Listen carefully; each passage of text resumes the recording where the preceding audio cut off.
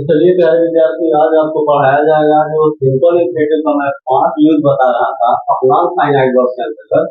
ठीक है, तो उसमें आगे बढ़ते हैं। वीडियो में आगे बढ़ने से पहले जो भी स्टूडेंट मेरे वीडियो पे नए हैं, मेरे चैनल पे नए हैं, तो निरंतर लाइक सब्सक्राइब और शेयर करते हैं जिससे अन्य लोग इसका लाभ उठा सकें। तो देखिए, जैसा कि मैं आपको पिछले वीडियो में बताया था कि इंफिनिटिव जो होते हैं वो 2 प्रकार के होते हैं। कौन कौन होते हैं? सिंपल इंफिनिटिव और जिरेंडियल इंफिनिटिव। आज मैं सिंपल इंफिनिटिव का जो शेष भाग था उसको मैं बताऊंगा। इसके पहले वीडियो में आपको मैं क्या बताया था? सिंपल इंफिनिटिव को बताया था, जिसमें उसका 2 यूज मैं आपको बता दिया था। पहला यूज जो था एज अ सब्जेक्ट, इसमें आप एज अ सब्जेक्ट क्यों कहते हैं? क्योंकि जब भी हम किसी नॉन फाइनाइट वर्ब को सब्जेक्ट के रूप में यूज करते हैं तो उसको हम एज अ सब्जेक्ट कहते हैं। अर्थात इसका मतलब ये हुआ, जब इंफिनिटिव को आप क्या करेंगे, सब्जेक्ट बना देंगे किसी भी सेंटेंस में, उसको आप एज अ सब्जेक्ट कह सकते हैं। यानी वहां पर इंफिनिटिव का जो है वो सब्जेक्टिव यूज हुआ, उसको कर्ता बनाया गया, उसको सब्जेक्ट बनाया गया है।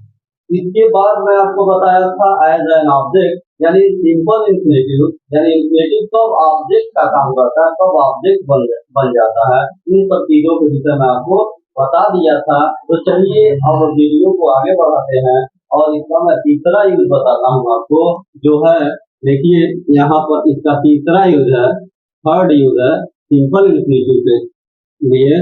तो इसका तीसरा यूज है ऑब्जेक्ट टू अ प्रीपोजिशन। अब देखिए इसका तीसरा यूज है ऑब्जेक्ट टू अ प्रीपोजिशन।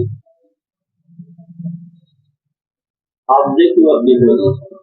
अब देखिए विद्यार्थियों, जब सिंपल इंफिनिटिव, ठीक है, किसी न किसी प्रीपोजिशन के बाद आता है तो उस प्रीपोजिशन का ऑब्जेक्ट होता है। इसमें कुछ घबराने की बात नहीं है कि ऑब्जेक्ट की प्रीपोजिशन क्या है। देखिए, जब भी सिंपल इंफिनिटिव, ठीक है, आप किसी न किसी प्रीपोजिशन के बाद आ जाएगा तो क्या हो जाएगा, उस प्रीपोजिशन का ऑब्जेक्ट हो जाएगा। इसलिए इसको कहते हैं ऑब्जेक्ट टू अ प्रीपोजिशन। अर्थात उस सेंटेंस में आए हुए प्रीपोजिशन का टू प्लस वर्ब जो है, जिसको हम इंफिनिटिव कहते हैं, वो ऑब्जेक्ट हो जाता है। इसीलिए इसको कहते हैं ऑब्जेक्ट टू अ प्रीपोजिशन। अब देखिए स्टूडेंट, आइए इसके एग्जांपल को समझते हैं।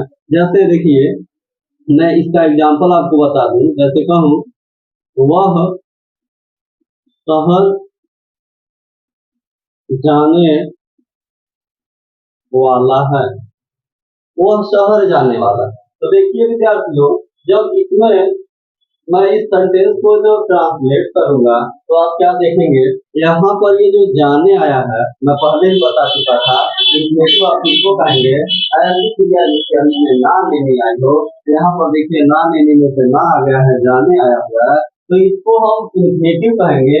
अब इसका स्थिति देखिए सेंटेंस में कहाँ होता है, उसी सिचुएशन के अनुसार हम इसको जज करते हैं। तो आप क्या देखेंगे जब मैं इसको ट्रांसलेट करूंगा, ये देखेंगे ये जो जाने जो है, जिसको हम टू गो लिखने वाले हैं, वो आएगा किसी न किसी प्रीपोजिशन के बाद। तो देखिए चलते हैं ट्रांसलेशन की ओर। तो देखिए हो जाएगा ही, लास्ट में आ जाएंगे विद्यार्थियों, तो लास्ट में आएंगे तो हो जाएगा यहाँ पर इज, बचा क्या इधर बढ़ेंगे तो वाला वाली का जो वर्ड मीनिंग होता अबाउट। अब देखिए जाने आया हुआ है तो इसको लिखने से पहले आप लिखेंगे टू, बचा क्या, जाना का जो वर्ड मीनिंग आप लगाएंगे। तो देखिए यहाँ पर टू गो जो है आपका, ये आपका सिंपल इंफिनिटिव है।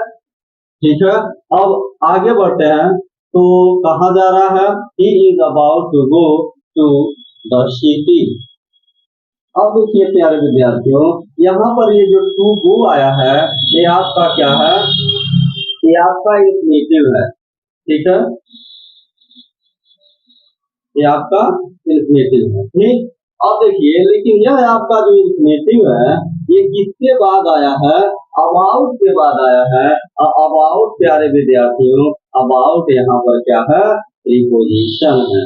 अबाउट क्या है, प्रीपोजिशन है। तो मैं आपको इतना बता दूं, केवल अबाउट ही नहीं, कोई भी प्रीपोजिशन हो उसके बाद अगर टू प्लस वर्ब आ जाएगा उसी को हम कहेंगे ऑब्जेक्ट टू प्रीपोजिशन, क्योंकि वह उस प्रीपोजिशन के बाद आएगा और प्रीपोजिशन के बाद आकर अपना ऑब्जेक्ट का स्थान ग्रहण करेगा। इसीलिए हम उसको कहते हैं ऑब्जेक्ट टू प्रीपोजिशन। आप इसको समझिए, इसका स्क्रीनशॉट भी ले लीजिए और मैं अगले एग्जाम्पल को बढ़ता हूँ। तो चलिए इसको मिटा देता हूँ, अगला एग्जाम्पल मैं आपको बता देता हूँ। तो देख लीजिए यहाँ पर अबाउट के बाद जब टू गो आएगा, यानी कोई भी मतलब इंफिनिटिव आएगा, तो वो ही नहीं कुछ भी अगर आए तो यहाँ पर उसको आप क्या कहेंगे, आप कहेंगे ऑब्जेक्ट टू अ प्रीपोजिशन, क्योंकि अबाउट एक प्रीपोजिशन है और इसके बाद टू गो जो है वो ऑब्जेक्ट के रूप में आया है। अब आगे बढ़ते हैं दूसरे एग्जाम्पल की ओर। तो देखिए दूसरा एग्जाम्पल आप समझिए, जैसे मैं कहूँ वह हाँ चलिए इसको बता दें, वह पढ़ने के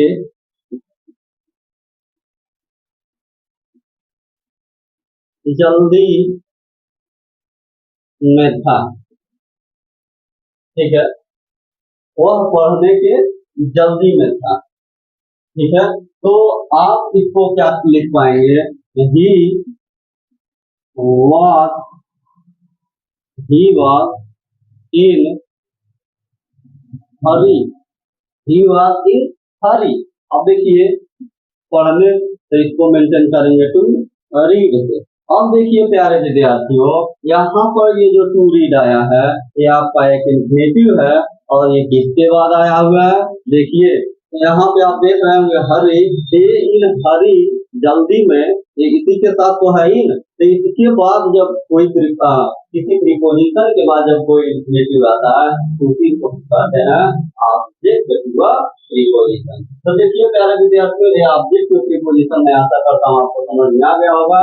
इतना जान लीजिए, जब कोई भी इंफिनिटिव ठीक है किसी न किसी प्रीपोजिशन के बाद आता है उसी को हम कहते हैं ऑब्जेक्ट टू प्रीपोजिशन। बहुत ही सिंपल तरीके से समझिए, इसमें किसी प्रकार का कोई संकोच, कोई सस्पेंशन दुविधा नहीं होना चाहिए। अब हम इसके अगले यूज की तरफ बढ़ते हैं। तो देखिए ऑब्जेक्ट टू प्रीपोजिशन आप समझ गए होंगे।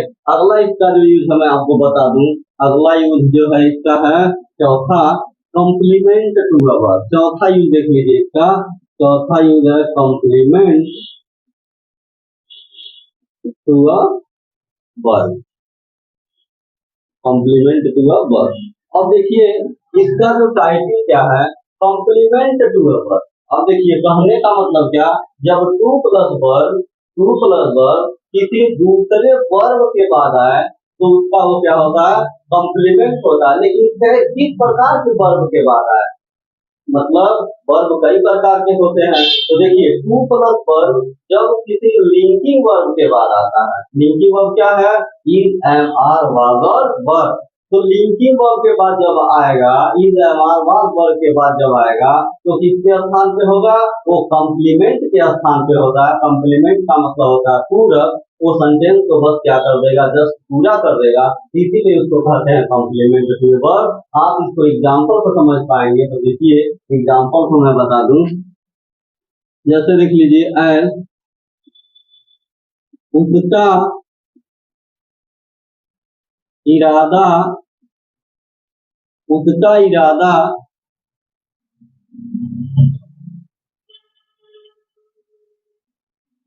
पढ़ने का है। और ये शुरू में बता दूं विद्यार्थियों, जब भी कोई कॉम्प्लीमेंट टू अ वर्ब होता है इंफिनिटिव, तो वहां पे देखेंगे वो जो अगर सेंटेंस हिंदी में होगा तो वहां पे हमेशा जो ना देने वाली क्रिया आएगी उसमें हमेशा क्या दिया रहेगा, का के की दिया रहेगा। तो देखिए यहाँ पे मैं आगे बढ़ूं तो उसका इरादा, यहाँ पे सब्जेक्ट पूरा है, उसका इरादा, तो हिज इंटेंशन, इरादा का हो गया इंटेंशन, हिज इंटेंशन। अब हम आ जाएंगे लास्ट में, लास्ट में आएंगे तो देखिए प्यारे विद्यार्थी यहाँ पे है, तो यहाँ पे लिख देंगे हम इज।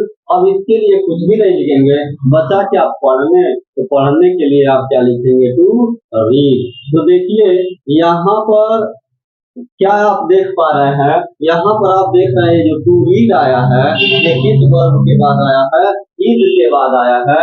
जो इज यहाँ पर किसका काम कर रहा है, लिंकिंग वर्ब का काम कर रहा है, यानी सब्जेक्ट को और कॉम्प्लीमेंट को बस लिंक कर दिया है, जोड़ दिया है, इसीलिए इसको हम कॉम्प्लीमेंट टू अ वर्ब कहते हैं। तो देखिए प्यारे विद्यार्थियों भी बहुत आसान है। दूसरे एग्जाम्पल मैं आपको बता दूं, देखिए अगला एग्जाम्पल जो है इसका, अगला एग्जाम्पल देख लीजिए। तुम्हारा सपना एक व्यापारी बनने का था। तुम्हारा सपना एक व्यापारी बनने का था। देखिए प्यारे विद्यार्थियों, यहाँ भी देखिए आपका जो बनना जो शब्द है, इसके बाद क्या आ गया, था आ गया, और ये आपका बनना ही क्या है, ये सिंपल इंफिनिटिव है, जो किसके रूप में आएगा, कॉम्प्लीमेंट के रूप में आएगा। क्यों आएगा आप खुद देख लीजिए। देखिए यहाँ पर सब्जेक्ट जो है, और ऐसे वाक्यों में मैं बता दूं, सब्जेक्ट के स्थान पे हमेशा क्या होता है, दो दो शब्द आते हैं। बस इसको छोड़कर अगर प्रोनाउन के सेंस में आएगा तो दो शब्द आएंगे, लेकिन जब नाउन के सेंस में आएगा सब्जेक्ट तो एक ही शब्द आएगा। जैसे मान लीजिए यहाँ पे तुम्हारा सपना, ये दो शब्द हो गया, लेकिन कोई नाम भी हो सकता है, सोनू, ऐसे। तो इस प्रकार से, लेकिन कहा जाए तो उसके साथ भी दो ही शब्द आएंगे, उसके साथ भी एक शब्द नहीं आएंगे। तो देखिए यहाँ पे मैं लिखता क्या हूँ, योर